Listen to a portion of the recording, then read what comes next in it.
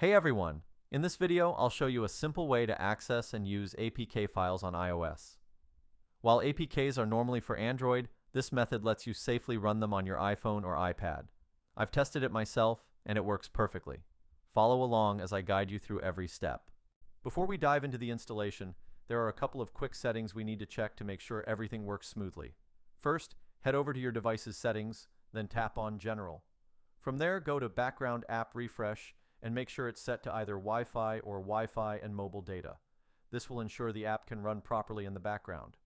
Next, go back to the main settings screen and tap on Battery. Make sure low power mode is turned off. This is important because it can interfere with how the app functions.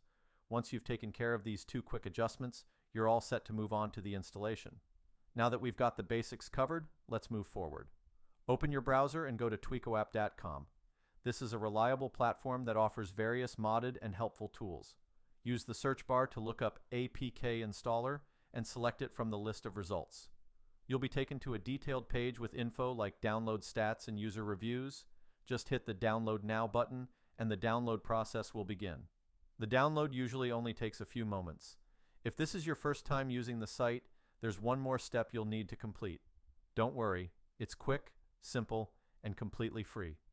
You'll be redirected to a verification page where you'll be asked to install a few free apps from the App Store or Play Store.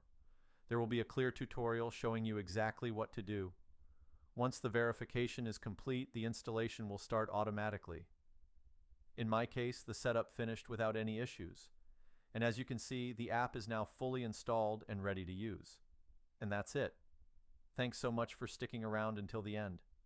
If this helped you out and everything's working fine, don't forget to give the video a thumbs up and subscribe to the channel for more useful guides like this.